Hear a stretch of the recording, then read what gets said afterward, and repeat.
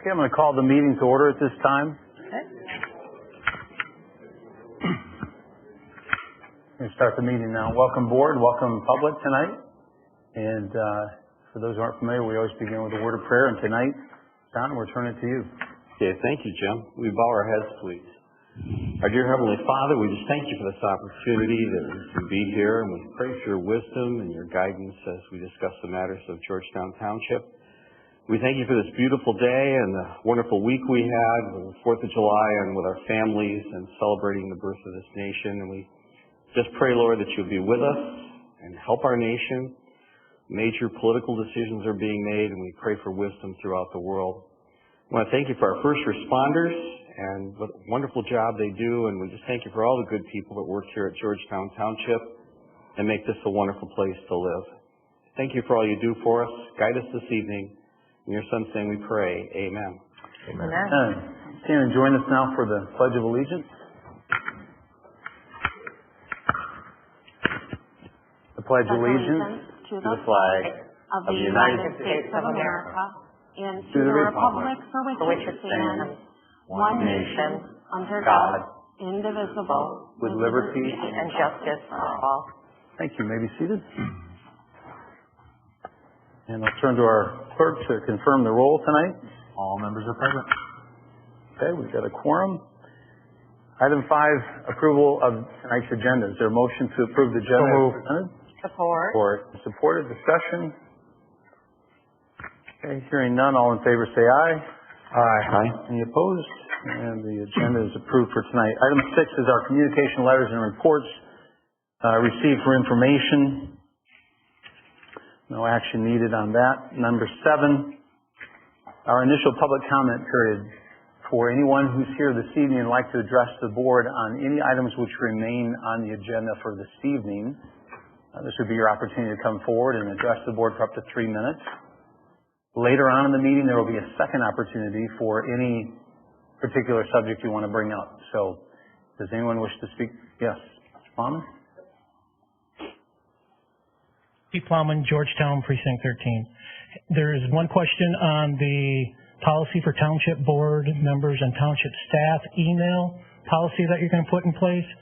I see that you're excluding temporary and seasonal employees.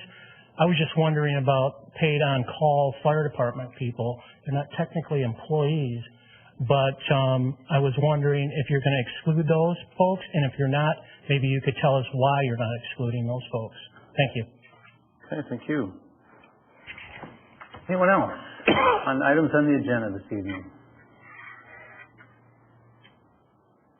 All right, seeing none at this time, we'll close the initial public comment period. Item number 8 is our consent agenda for this evening. Is there a motion to approve tonight's consent agenda?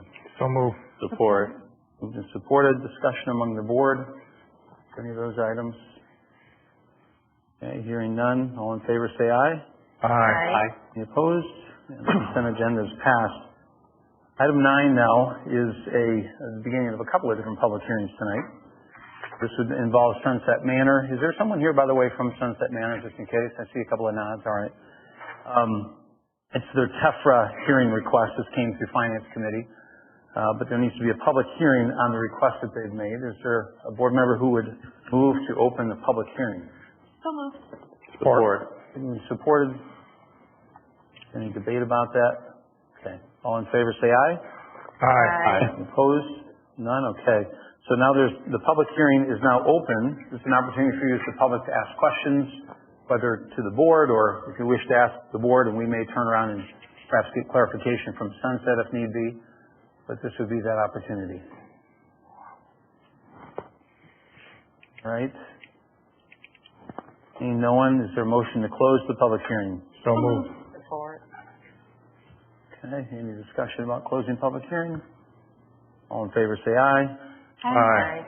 Opposed? None. Okay. You'll hear, if you don't know the substance of it, you'll probably hear a little bit more of it here on the motion to follow, which is there a motion now to approve the resolution? So moved. And support. Moved and supported. Board members, I trust most of you know what's going on here and have asked questions, but does anybody have any either comments, questions you might want to ask, anything you might want to direct to Sunset? Okay, it's not Nope. it doesn't cost the township anything. Correct. That is a factor. It's not the only thing to understand, but it's one of the things. Okay. Hearing none, I'll turn to our clerk and ask that you call the roll. All right, Mr. Swam. Yes. Ms. Steele. Yes. Clerk is a yes. Supervisor Wieringa. Yes. Treasurer Bosch. Yes. Mr. Belding. Yes. Ms. Graffin. Yes. All right, 7-0. Good. Wish you well. And we won't think you're rude if you get up and leave, so it's up to you. Now another public hearing. A petition to pave 12th Avenue North from Jackson Street to the end of the road. I see a couple of our Jackson Street residents tonight that I might recognize from a prior meeting. This is the opportunity now for a public hearing on that request. So is there a motion to open the public hearing on that subject? Support it. Okay, moved and supported. All in favor say aye. Aye. Aye. Anyone opposed? All right, the floor is yours again, public. This has to do with the paving of one of, I think the only remaining, three roads? Yes. Four that's been in debate, maybe three, left in the township. Yes, sir. Come on forward and just identify your name and your address. Ryan Nelson, 1205 Jackson Street. Received this in the mail a couple weeks ago, a week or so ago, that there was a petition to pave the street. I gotta be honest, I never received a petition. This letter was the first I'm hearing about it. I don't live on 12th Street. I live on Jackson Street. I have a Jackson Street address. I have a Jackson Street driveway. So if someone could take me off of all of this, I would be very appreciative. So. Thank you, sir. We'll have discussion after the public has had its say, in case you wonder as we look at you. Yeah. Any others wishing to speak to the matter of 12th? Yes, sir. Matt Rakowski, 1165 Jackson, pretty much same as him. I don't live on 12th Avenue. Driveways are on Jackson Street, and I was just wondering why I was on this petition. Yeah. Sure. Sure. That's pretty much same as him. Okay. All right. Thank Anything you. else you want to add, or? Not really. Okay. Yeah. Thank you. Thank you. Good. Anyone else? Yes, sir.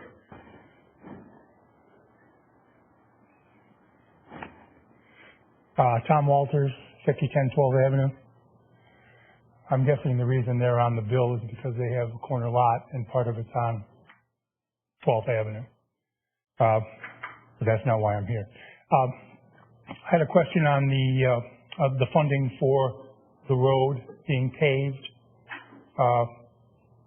Is that being paid with like a federal grant, or is that being paid with taxes? We'll address that question, yes. Go ahead. Okay, that was one of my questions. I had a question on, is this the wrong time? I'm sorry. No, you're good. No. It's just not a back and forth. Oh. You're giving us your comments, and then we'll discuss. My one question is that if this is being funded by taxes and we pay the taxes, why are we being charged interest? Just, I mean, if we have to be, that's fine. I just didn't understand why we'd be charged interest. One of the questions I had also was, I think you answered, was how many miles of gravel road do we have left in Georgetown? And I just think it's interesting. I mean, I know we're at the tail end of the township. We have, 20 odd houses. I don't know if there was ever a question of cost-benefit analysis for that many houses as to why we hadn't been paved before. And that's just one of my questions. The other thing is, I understand part of the change they're going to do is they're going to redo the ditch system on the road. Well, I think I'm the only one on the road who actually, my ditch is covered and I've got drain pipe. And I'm hoping that that's not going to have to be changed, because the ditch tends to be a bad angle as far as mowing the yard. And that was the reason that we added it in the first place, was to level it out and make it easier to mow. One part on the north side of our property can be, dug a little bit different. But I'd like to be able to keep our pipe that we have, because I like how it looks. But that's pretty much what I had. Okay. Thank you. Thank you. Others?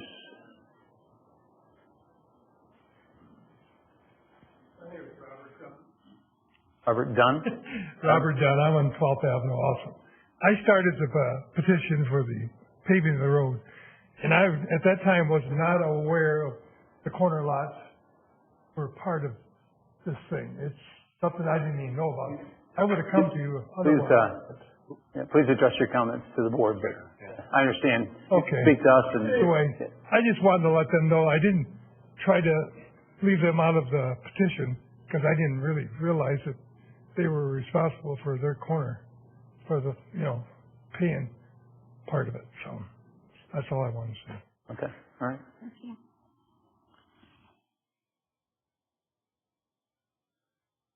Who else? All right. Seeing no one else, is there a motion to close the public hearing? So moved. Support. Okay, all in favor say aye. Aye. Opposed? All right, the public hearing is now closed. And now moving on to the resolution itself. Is there a motion to approve the resolution regarding this paving? So moved. And support. Okay, moved and support is on the floor now for board discussion. I know we had this on the agenda once before, but we're at the point now of voting. One. Do we want to speak to the few questions that came up, how it's being paid and why interest then is part of it and why it hasn't been paid previously? I would just look to somebody who's been a little bit more involved in these conversations, like Utilities Committee versus me being the one to comment on it. Maybe before that, I'll speak out maybe historically. Thank you. Just in terms of what I've seen over the years. It hasn't happened too often, quite honestly. I wish Saxon were paved. I remember attempting a number of times to reach the threshold necessary, but that was complicated. Our standard has been in the past when it comes to an issue like this for paving that there has to be more than 50% of the homeowners affected who approve it, and then the township has generally met them in the middle. So half of the cost coming from the township and half from those who directly live on that road. So this falls in line with what has been done in the past. I think, and correct me if I'm wrong, I see we've got Joel here tonight. Perhaps he would know, or maybe others remember, but it seemed to me that corner lots, such as the two gentlemen here have been sort of a drawback of such a lot, meaning they pave one side of you and you contribute there, they pave another side, you contribute there. I don't know hard and fast, in terms of rules, whether that was just protocol we followed or whether that was in fact a policy, and that's where I would defer perhaps either to utilities or whoever's examined that. I thought it rather generous of the gentleman tonight. It almost sounded like he was willing to tell the other folks on his road to increase their contribution and dismiss you, but that may have just been comments. I don't know, but certainly that would be their prerogative. If people wanted to cover that expense, no one would be here to stop them, right? So that's a little bit of a historical view of what I recall as being normal protocol in the past. But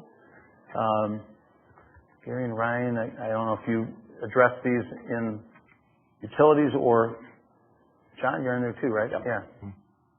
I know there was an attempt previously to pave this. I don't know how, it was before we were on the board, and it kind of fell through the cracks and ended up not getting enough support for it at that time. So to answer why it wasn't done before, that would probably be, it sounds like it was an attempt before. As far as... Just on that point, Ryan, generally, is it your understanding that that's usually organic? That is the people try to create it and then come to us, not that we go out and try to... Exactly, and that's how this one occurred. Yeah. The second time around, it did it Sure. again. As far as the corner lots, I don't know if we ever factored that in. I don't know exactly how those would work. And I don't know if they were necessarily included on that initial one. So I don't know. Gary, do you know if they were included as well? I do know that if you have a corner lot with sidewalks, generally the developer would pay for one side of the sidewalk on a corner lot, and the builder would pay for the sidewalk on the other street that doesn't have it. As far as a corner lot, I really don't know. I can see Mr. Nelson's situation where he is on a corner lot and there's no way he's going to have use of that road. The other parcel, if I remember right, is like 40-some acres, and that does have frontage on 12th Avenue. So that's a tricky question, what to do with that. I'm not sure either if we're the ones that actually put this list together. I think this list may have come from the county. No, we put it together. We did? Yeah, and it's okay. typically all property owners. This has gone back and forth to the county road commission too, and I didn't know if they had added all these. No, they put this list. this we is didn't. internal. And again, this is not a clear answer. It depends on the jurisdiction, depends on the argument of is there a benefit to having 12th Avenue paved. What I can tell you, it's up to you. You can amend this and go from 22 parcels to 20 if you so choose, removing the Jackson, which would change it from 14,318 a parcel to 15,750, just to give you some perspective. But it's not a clear answer on if the benefit is there. It depends on your perspective. So Rob, on that point, that grabs me, but it also grabbed me that one gentleman indicated he didn't get notice. Obviously, somehow he got notice later, but nevertheless he didn't get the original formal notice. There you go. So that makes me consider stepping back and saying perhaps this comes around to the next meeting or what have you, if needed, to look at that question and to look at also, I think, whether something might happen within the homeowners themselves to figure out how they would address it among themselves, as was even potentially suggested tonight. We wouldn't necessarily have to be the problem solver or the heavy at that point, but I think we should look more carefully at the protocol that we have followed and policy, and probably look at the question and notice here just to make sure that whatever decision we make is one that we are entirely confident of. I throw that out there, but two thoughts also to this gentleman. It's township funds, it's not a grant. Okay, to answer that question. And interest, help me if I'm missing it here, but I think the interest is charged on what the homeowner pays who has a span of up to 10 years perhaps to pay. Am I correct, 10 years? Whereas the contribution from the township is not subject to interest, but the time period in which to pay the share by a homeowner, I think, would be. So I think I had that right. I believe there were one or two that wanted to pay cash right away and have it done with. Certainly have that option. If they go 10 years, we are assigning 3% interest. Right. On a 10-year term. And that is consistent with other times that the township has financed projects on behalf of homeowners, such as mandatory connection to sanitary sewer. That's correct. Mm-hmm. It looks like, to answer your question, Gary, the one on the northeast side of that intersection has a .94 lot. Correct. And then the other one on the northwest side of that intersection has a 3.5 acre lot. To answer that question. My one follow-up is, I know that their petition had to hit 50% in order for this conversation to be happening, which, forgive my middle school math teacher brain, but that means I had to have 10 out of 20. But as soon as it upped from 20 to 22 lots, then it had to be 11 out of the 22. Were they at least 11 when they came to us? 15. Okay. In my point earlier, if the board considers that all, would be to say, not that you have to redo a public hearing, because I think public hearing occurred. There wasn't a lot of opposition other than the questions raised by those with corner lots. So it would seem to me I'm not hearing a lot of substantive pushback just in terms of the idea of paving. Mm-hmm. The question comes down more to the question of the body or the group chargeable. And it seems to me that maybe be prudent to make sure we're right on that. And I think technically when you're on a corner lot, you're liable for it. What bothers me is that they weren't included in the discussion, and the fact that 2 weeks ago they found out. Would there be any support for us absorbing that and for us to make that part of our share for those two corners? My initial reaction would be, I'd rather see us take up the question on the whole the next meeting, because there could be, again, potentially an organic solution among them. Okay. Sorry to talk like you're not here, but we must address one another and not the audience. Would you feel like it would be beneficial to send it back to utilities at that point, and then this discussion can occur? Well, utilities, yeah, okay. Yeah. You're on utilities. What do you think? I'd like to comment. One more thing that was brought up was ditches. You brought up a ditch. Oh, yeah. I believe that we sent that to Ottawa County, and they said that they weren't going to do the engineering on all them ditches. If I was not mistaken, they were going to just tar the road. Well, they have to do some ditch work. They have to do some. But it's going to be an open ditch, not a closed ditch. Yeah, they're not going to. I don't think they were going to be as aggressive as what they were at one time. They talked about. Being a closed system, this is an open. Yeah, right. So I think the ditches will be addressed when they get to that, and I don't think it shouldn't affect you if you got a tile in there. I don't think so. Can I ask, did they get a formal letter from us a few months ago and might have missed it, or did they not get any type of notification? So that's his formal notice. I'm sorry? That was his formal notice. Okay. That's how it works. So petitioners get over 50%, they can move forward with the petition, and then a formal notice is sent. So. I would be in favor of sending this back to utilities, taking no action tonight, sending it back to utilities to consider.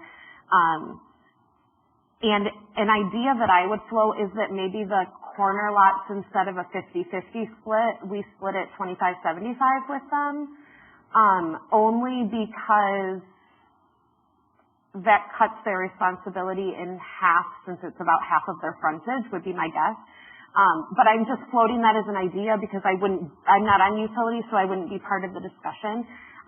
But I would be in favor of us taking no action on this tonight, tabling it for further review by utilities, or for utilities to revisit it with the petitioners and come to us with a plan that isn't something that two of the impacted property owners who are going to potentially be, on the hook for a significant amount of money, for them to have only had 2 weeks to hear about it. I'm concerned about taking action tonight. A motion that we table this, send it back to utilities. Support. Discussion about the motion to table?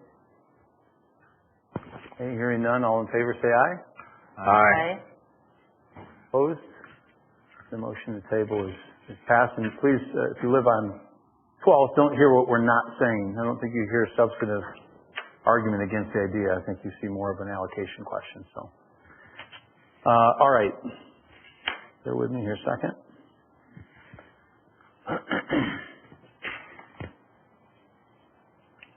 So we're going to go on to, actually, that would dispense for the moment with item 10. And that would come up again when this is taken off the table. So item 11. I'd like to go ahead. take something up to number 11. Yeah. Apparently there's a couple board members that think I should recuse myself from discussion of number 11 because I own property in the Blendon Township area. And so I will make a motion I recuse myself from the discussion, but also preface with the fact that we can't discuss any water and sewer that might affect any of us in the township at the same time. But I will make that motion I recuse myself if somebody wants to support it. So just wait on a Robert's Rules basis. I think you make a request, and one of us has to make a motion. Okay. You're requesting to be recused. I'm requesting to be recused because I have property in the Blendon Township. Okay. Is there someone who wants to make a motion to allow Gary to be recused from this next item on the agenda? I'll move to that effect. Is there a second? Support. Yeah. Support it, okay. Discussion only on the question of his recusal. I think it's strange because the rest of us who own property in Georgetown don't have to recuse ourselves when we have a conversation about water and sewer in Georgetown. But if this is consistent with what Gary's request would be, then I'm happy to support what Gary would want to do. I think Gary's input is invaluable. I think this sets a precedent, and I think Gary should participate. I'm not for him being excused. He should participate. Others? I think it's pretty clear if one of the board members stands to gain financially, that's all it is there's a financial gain specific to the parcels he owns. So it's just pretty clear. Anyone else? No? In the past, we've had questions like this come up. To my knowledge, everyone has always participated. It happens a lot in Planning Commission as well as ZBA, where members recuse themselves because of a financial gain, whether it be a landscaper they work for, gives them business, a nursery. It's not an uncommon thing.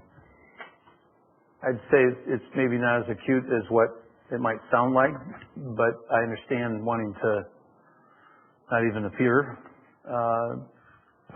to be voting in a self-interest or what have you, because I don't see it as immediate, but I do see it as potential, right? So I still stand by my motion for him to recuse himself, yeah. If we have Gary recuse himself, but then, is there a way,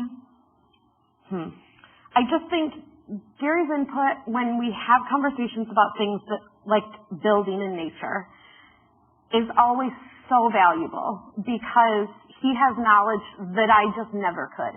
And Gary and I don't always agree on everything. And we have had healthy debate, but at the end of the day, I'm always so thankful for his perspective.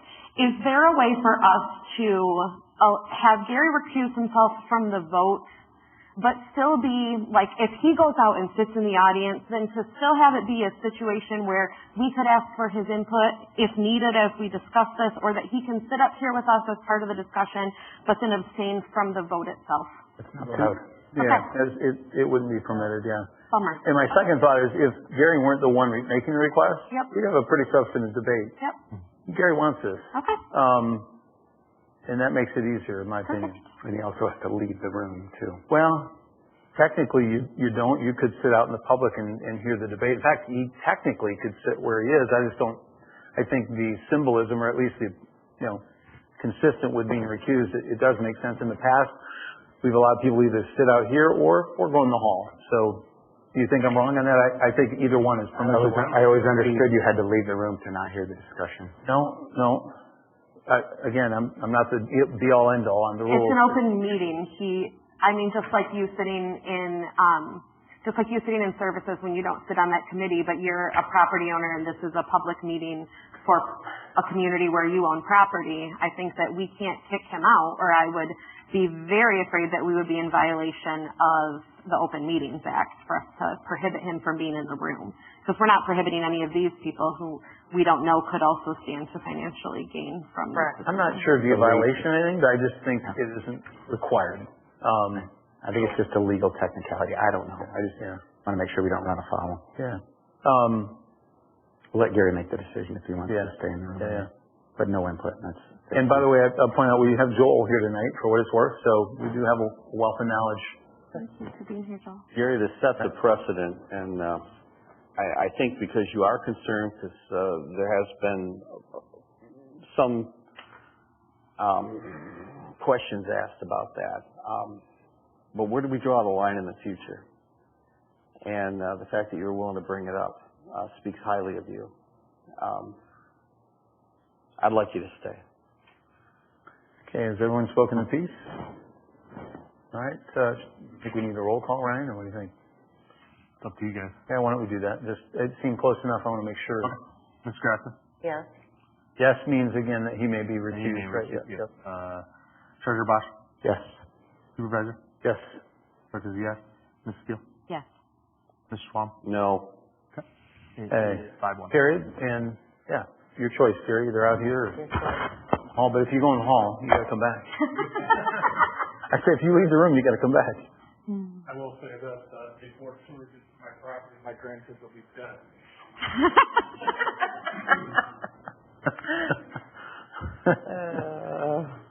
All right, so I was just about to say item 11 is the restated water and sewer agreement, Georgetown Township and Blendon Township. Came through Utilities Committee. Is there a motion to approve the restated agreement? So moved. Okay, moved and supported. It's on the floor for discussion. Since Gary brought up that point about conflict of interest, and he admitted to it, and now he's recused himself, I think it's appropriate that we table it and send it back to finance for an accurate vote from utilities. Because if it's a conflict for him here at the board level, it's a conflict for him at utilities. So I think they need to revisit that. Did it come out of utilities with at least 2 votes in addition to Gary's, or was it split? It came out 3-0. Okay. Then it seems like even if he had recused himself, it would have been 2-0. I don't know. We'll send it back to find out. If you're looking for opinions, I don't think that's required. I think This is the path I was worried about. Wait a second, let me finish, because the committee doesn't have the power to enact policy or to make a decision about this. And I guess coupled with your point, Becky, that it would have passed through regardless. So that's where I'd stand on that. Anybody else? I'm sorry, John, you were going to say? This is the path we go down when we start doing this. And he was duly elected, very honorable man. I think he should be here and he should be voting. But no, I think we need to vote on it now. We had at least 2 votes if you throw Gary's out.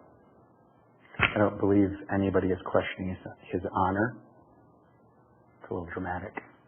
You didn't even want him in the room, so it's kind of hard to... Well, it's just standard procedure for planning commission and ZBA. Many members do it all the time. They leave the room. It's just standard. I was not opposed to it then. I just wanted to make sure that he made it known, primarily, that he was standing to profit from it. Okay. And I'm not necessarily opposed to it at this point either. So I think it would still be potentially a 2-0 vote coming up.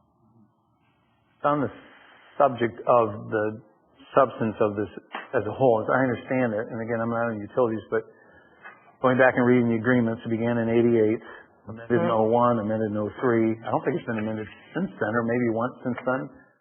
And has it been amended? Has it been amended? It's been, wait, say it again, 88. Okay, so it's been 21 years since it was last amended. So, again, benefit of the public, but it's our board meeting just for the sake of the public. It's certain properties along the 48th corridor there in Blendon receive water and sewer from us. We sell it to them. We sell the water to them, right? Right. I think a 20% markup. Blendon doesn't have the infrastructure. I think Allendale does some. We do some, and most of it's not covered. It's well and septic. So my big concern that I guess I brought up with Joel, during the week when I saw this on the agenda was, are we expanding what we've been doing for Blendon? Because I don't think we should be their infrastructure throughout their township. I mean, I don't want to see a vision head that way, and I was assured that not only is that not the vision, but that this agreement, I guess because, this is how I understand it, the agreement, because it's been sort of amended along the way, it's hard to read it as a collective whole, and this was a way of restating all the parts together without really adding to it. So I said, well, are we adding any additional areas for water and sewer? And the answer was no. There's no new section. So what is already covered by this agreement is happening. It's already out there, at least as I understand it. So this would bring together under one document, if you will, these pieces and parts, wouldn't expand what we currently do, isn't an intent to somehow prepare us to go further into Blendon. This doesn't do it, at least. I mean, that would be, I don't foresee that happening, but that would be a future board if it ever happened. So, that being said, I mean, it strikes me as one where we aren't enacting almost anything other than more or less ratifying what already is and putting it in a more sensible form. I wrote down the phrase when I talked to Joel, clarification of rights and responsibilities. So it makes it clearer, hey, Blendon, you have to pay for this. Georgetown, you're paying for this. And the border, of course, being the line of separation. Sometimes in my line of work, we do that, and it just makes it an easier read. But other thoughts about it? I guess that was a similar question that I had was, from my memory, the last time we kind of went over this, which was quite a while ago, it didn't seem like it went all the way to 72nd. But it's always been to 72nd? No. For water? Yeah, 50-something. Wasn't it 50-something? 50.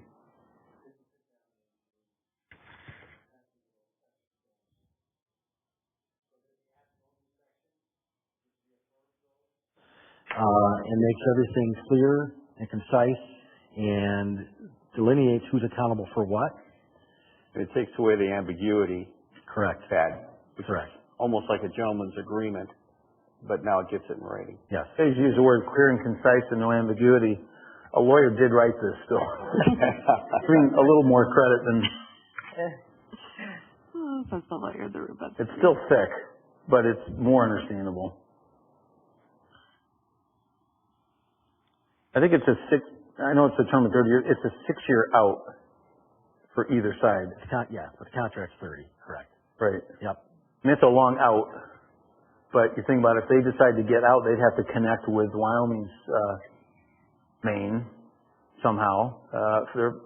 That'd be a major undertaking, which I don't foresee Blendon wanting to do personally, but not in, as Gary says, maybe not in his grandkids' lifetime.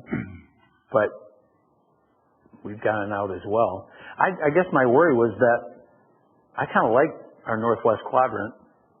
I don't see it as necessarily inevitable that we will be, is densifying the word?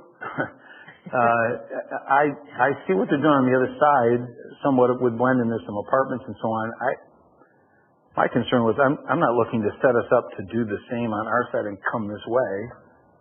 It's not about that. That's more of a zoning matter and master plan and all that. So I think with that, I feel comfortable personally that we're merely restating what is and what has been.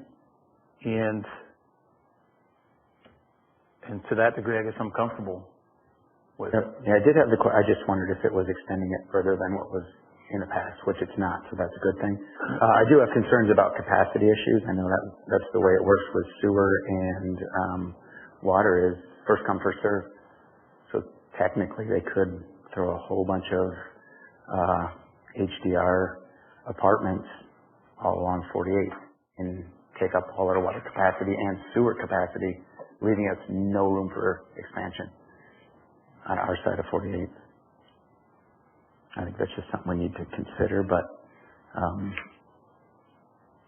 guess it's something we cross that bridge when we get to it. Just something to consider, just thinking out into the future. Anyone else? Okay, well, this is not a roll call, so all in favor say aye. Aye. Opposed? It passes, and John, do you mind, Gary, no? Come back. Come back, Gary.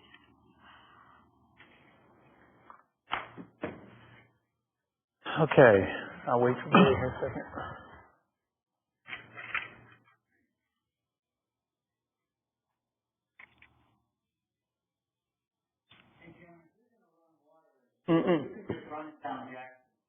Not until they do mine.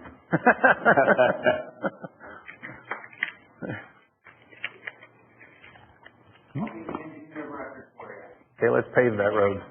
Right along with it. Okay. Welcome back, Gary. All right, item 12, email protocol policy. This came up in finance through our new IT people, Millennia Technologies. I'd make a motion to approve policy 2024-1, policy for township board members and township staff email. Support. Moved and supported. Comments, questions, Everyone's seen the attachments and the rationale. Yep. One person did raise the question tonight about maybe not full-time staff or what was it, temporary or seasonal, huh? Paid on call. Yeah, I wouldn't think they would be encompassed or should be encompassed. Okay. Encompassed. They're paid on call, but they're with us 365. So they're getting email communications from chiefs every week. I see. So we want that consistent, and seasonal employees are not getting emails. Our election workers, our seasonal park folks are not getting emails because they're in at a month at a time, et cetera. Our firefighters are year-round and have very critical communications coming from That's a good distinction. So the seasonal don't get an email address at all. That probably changes a lot too, the seasonal. You know, every summer working at the park, you get somebody different. Yeah. So, Yeah. makes And sense. Melania had a lot of things to say just about the way things work now and how vicious it's gotten. And I think that kind of mitigates also in that direction of just saying, gotta be safe, you know. Gotta be safe. So none of you are sending me paid for what was it? Gift cards. I got one from you last week. What did I ask for? I can't remember what it was, but I Did you send deleted it it to me? right away. No, I just deleted it right away. It was from some random email address. So Okay. yeah. Anyone else on that subject? I'm not trying to rush it. No, I think there's a misunderstanding that Gmail accounts cannot be FOIA'd, which is inaccurate. Communications can be FOIA'd. Sorry. It doesn't matter if it's a Gmail or a .gov. And I think the reason, like I stated last time, was I have a Gmail because when I came on in 2016, Dan Carlson said, don't use a .gov, use a Gmail, because what happens is people try to fish you for communication about campaign running for office. And that is not a township issue, that is a campaign finance violation. And I think he just said it's just not worth it. He said, but it's still FOIAble, so it's really no different. The only difference is they can get you in a trap. But I think that even happens with .gov emails. So it's not a guarantee of keeping you out of trouble with the Bureau of Elections. Okay, anyone else? Hearing none, all in favor say aye. Aye. Opposed? Policy is enacted. Okay, item 13, second public comment period. I promise you we'll come back to you. Anyone who'd like to step forward and address the board, you have up to 3 minutes on any subject you like. We ask that you identify your name and your street. So, who'd like to go first? And if you spoke earlier, you can speak again, by the way, so just so you know. And there's proof of it. Pete Plowman, Georgetown Precinct 13. A couple of things. The one thing that has caught my attention, and I don't understand why it is this way, but we don't record our subcommittee meetings at all. So I would like to see those recorded every time, and other committees that are public as well, not just this meeting. And also I've been trying to get a letter, and I've sent you guys my letter multiple times trying to get it on the agenda. So today I'd like to have my letter put into this meeting on the public comment side, and also have it entered into the communications for the next meeting. And I hope that happens, because that is my request. Thank you. Thank you. Next. Yes, ma'am. Hello, my name is Caitlin, and I live on Ashbury Court, and I'm a local resident with a disabled daughter. I recently emailed all of you regarding Rush Creek Park and the playground, but I also wanted to talk to you in person about it and match a face with a name. My daughter is the love of my life. She is so fun, brings a ton of joy, and fills my life with gratitude. Our disability parenting is tough due to calls with insurance companies, hospital stays, advocacy, and fighting for equality. At your recent meeting, you were deciding how to upgrade Rush Creek Park's playground. You approved the inclusive We-Go swing, which was a delight to hear. But then you had 3 options to choose from for the rest of the playground. Options 1 and 2 were non-inclusive, and option 3 was inclusive. All of these options were still within the proposed budget.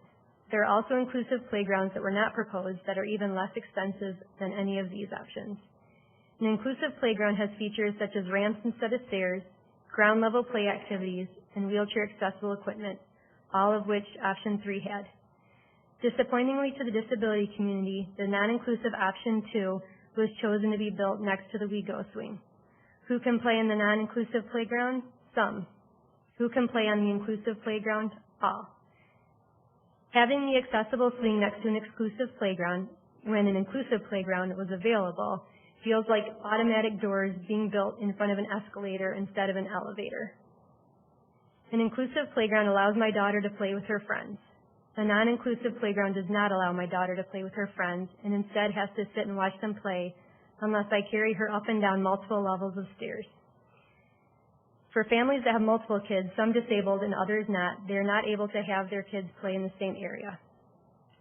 While I appreciate that there are brainstorms on disability, I can't help but feel left out. I'm not trying to pick a fight. I'm not trying to be divisive. I'm trying to be a voice for my daughter, the disabled community, and to offer insight. The We Go swing on its own or with an inclusive playground would be a great addition. It is fully accessible and fun. The We Go swing next to an inaccessible playground is exclusive. Rush Creek Park has the opportunity to be the only local all-inclusive playground for all to play, but if option 2 is chosen, it is only for some. To sum this up, here are my main concluding thoughts since I've been told that it's too late to choose option 3. Number 1, a fully inclusive playground would be beneficial here or another nearby park. Rather than patching piece by piece to Rush Creek Park, it would be good to put the We Go swing and other truly inclusive structures all at the same park. Number 2, I would love to help with planning details for an inclusive park in the future. Thank you. Thank you, Caitlin.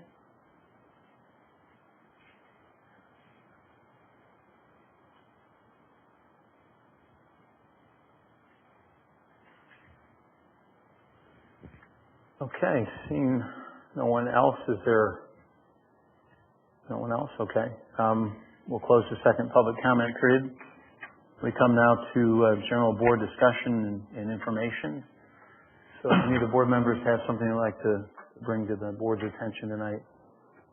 Well, I would like to say to Caitlin's comments that the option 3 was a lot more expensive that we looked at in our parks committee.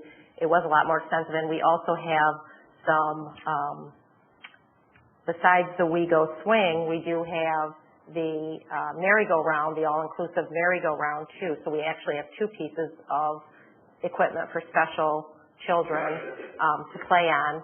And we have to do some work on parking lot and getting the ramps as well, I believe too, don't we? Yes. So there's a lot more cost involved, and I know option 3 was very expensive for right now, but we hope to add more in the future.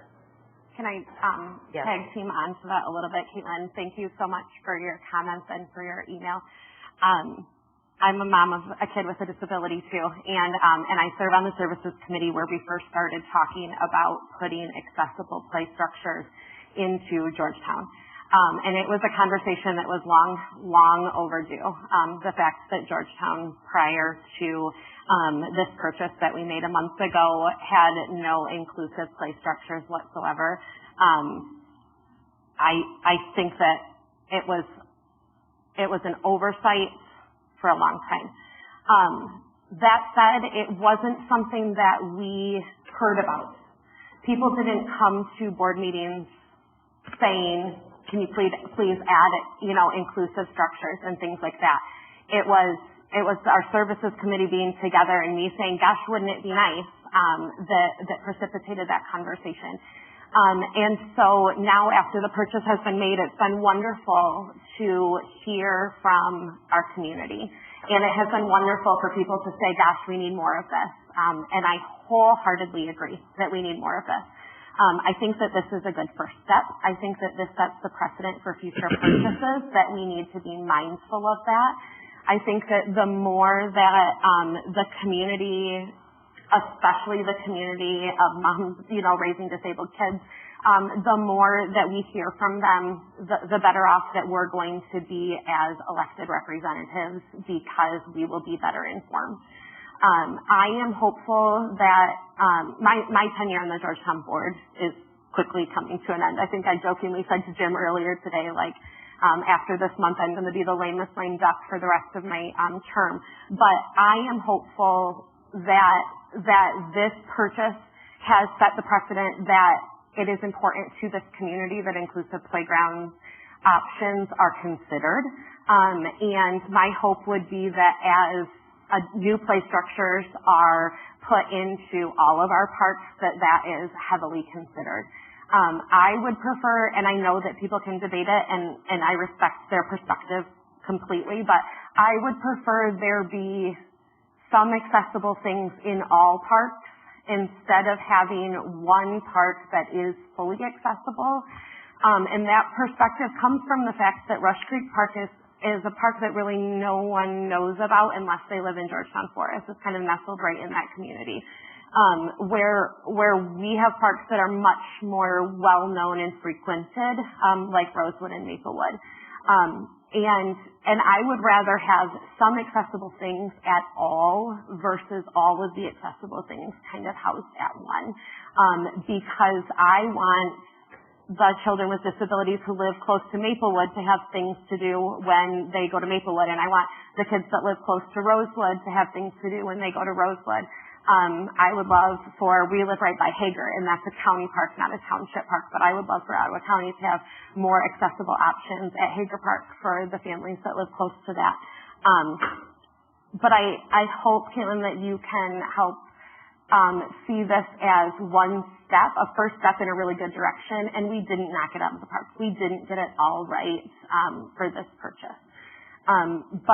But we did set a precedent that this is something that we believe in, and this is something that we're fiercely determined to, and that we're willing to put the money behind. And I am hopeful that as Pioneer Park needs some new play equipment, that as Woodcrest Park needs some new play equipment, and that for future work at Maplewood or at Rosewood, that adding inclusive options like the We Go Swing and like the merry-go-round just becomes something that is automatically part of the conversation, not something that moms like you and me have to really advocate for.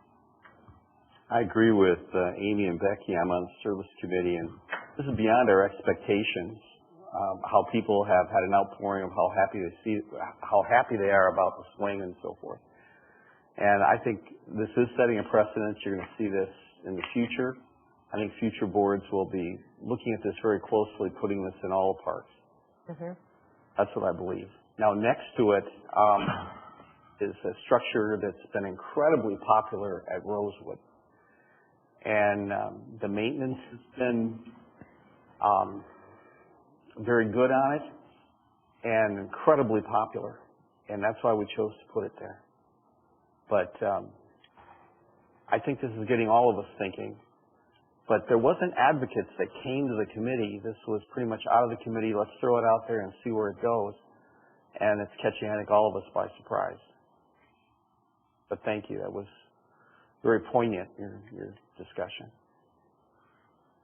And I want to meet your daughter and have a play date at the swing when it's all installed and the park opens. I can look forward to that.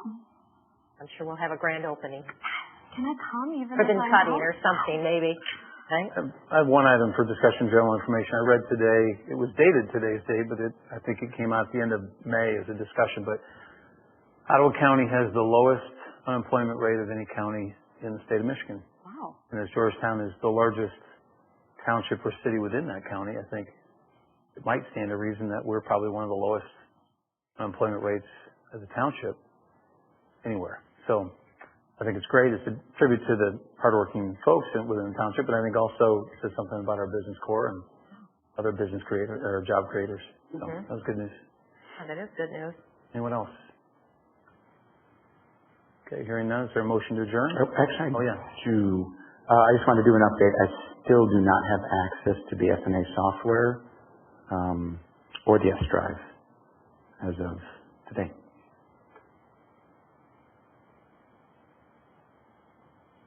I guess my response is I'm not an IT person, but my understanding was that the credentials necessary have been there from the outset. But our response to Fusion is that you do have access, and then he tried calling you and you weren't in the office. Actually, I've got the support ticket right here that says. Well, read it.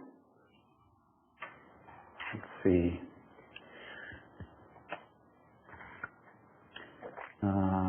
After reviewing Mike's access, he's showing that he doesn't have access to the S drive, aka server 21.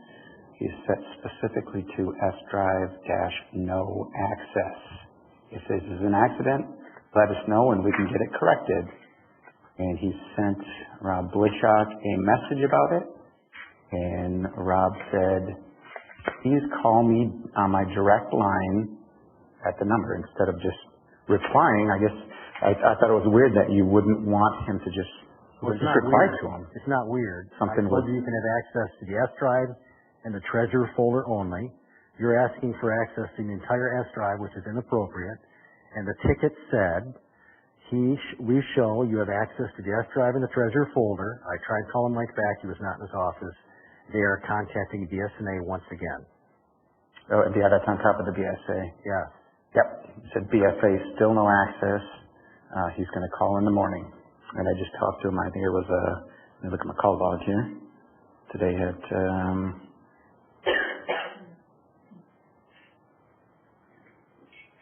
3:26. Still no access to BSNA. So, yes. If this was a genuine issue, I would have thought in the very first month of the very first year, we would have been having this conversation actually outside of the board meeting. I think if it were indeed the fact or true, you'd be raising holy heck from day one. First time in 8 years you've asked for it. First time in 8 years you've asked for it. I've been asking for it for 3.5 years. Yes. Yep. 3.5 years. And you have access to the S drive and the treasure folder? No, I do not have access to the S drive. Check again. We'll call Fuse in the morning. I just talked to him at 3:26. I do not have access. And the ticket was after that. He tried calling you back. And this has been going on. Put on a show some more, for Mike. weeks. Put on a show some more, Mike. Excuse me, I'm talking. Put on a show. If you could have some courtesy. You're referring to me, so I'm going to respond. You're putting on a show. You're being dishonest. You're lying by omission. Are you done? Can I speak now? I'm done. Thank you. Yes, I do not have access. I've got probably 12 hours in tech support, and my question is, are we getting billed for that tech support, or is it free? Nothing's free. 12 we get hours. service 8 to 5 in our contract. Nothing's free. Okay, 12 hours so far. All right, thank you. I'll make a motion to adjourn. I do have a question too about the logo use. Is there any update on the logo usage? Apparently our logo, is our logo copyrighted? I know one of our residents had asked. Are you talking about your logo on your Facebook? No. What, that's that was a township logo. You get a logo on your Facebook. One of our residents asked you to follow up and he hasn't heard anything. Are you talking about the logo on your Facebook? That's Georgetown's logo. That's not what I'm talking about. I'm talking about the logo that goes on our newsletters. What is your question? Is there any update on that? There is no update. No update. Okay. No update. He asked over a week ago and still hasn't heard anything. Who's that? One of our residents. Who? It doesn't matter who. What do you mean it doesn't matter? You know who it is. I don't believe you, Mike, I don't believe you because you say it. We'll just say his initials are DW. You know who it is. As well as Secretary of State Benson, Justin Roebuck, and the Board of Bureau of Elections. As well about the logo that you have on your Facebook. Georgetown property. A picture of a manhole cover? Whose manhole cover is it? A good question. Well, answer it. The manhole cover. With whose logo? It's a little bit different than a green and blue logo. How's it different? I think maybe we need to adjourn. I'll make a motion to adjourn. I support it. All in favor, say aye. Aye. Any opposed?